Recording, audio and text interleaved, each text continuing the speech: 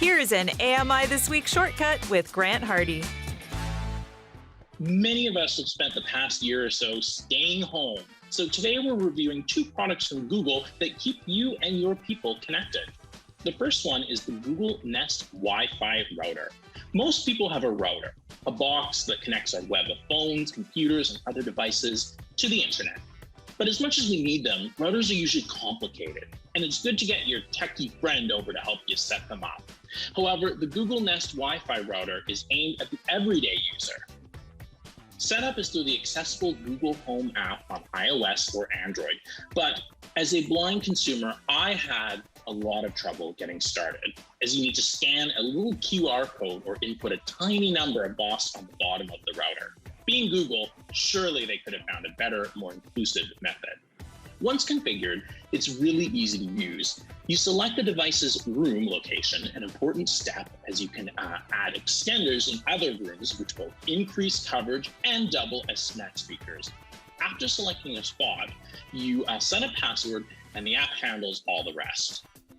I love how in the app, I can see a nice simple list of all the devices connected to my network with friendly information like the brand, type of device, and how much data is being used. You can push pause on a device temporarily if you want, block adult sites on kids' devices, or schedule them to turn off during certain times. And a guest network lets you give friends limited access to the Wi-Fi without free reign. Best of all, you can manage all of this remotely. Other than the QR code setup, I'd recommend the router for most people. It's mostly super simple, which is the way all routers should be. The heart of Google's smart products is Google Assistant, which is really great at doing all the things like playing music, setting appointments, playing games, and answering a bewildering variety of questions.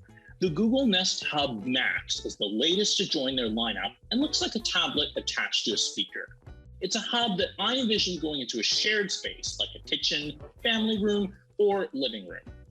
I was disappointed to see it doesn't come with a screen reader, so I actually had to get sighted assistants to complete setup. And it's clear they expect you to be looking at the screen in most cases. So for example, if I ask, hey Google, what's on my calendar for today? You'll typically get a message like, okay, here's your appointment, and then it'll show up on the display, but it won't be verbalized. Not super helpful for me since I'm unable to look at the screen. On the other hand, for folks who can see, face match means the device will recognize you by sight so you can get personalized info tailored to who you are.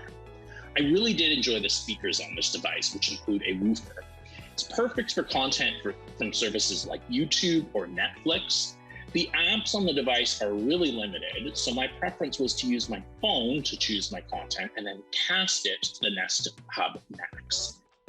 The device can also make video calls to other Google Duo users and audio calls to phone numbers in the US and Canada. Another interesting cool use for the Nest Hub Max is as a home security device. The camera can monitor your space, and there's an optional cloud subscription service that stores your footage for on-demand access.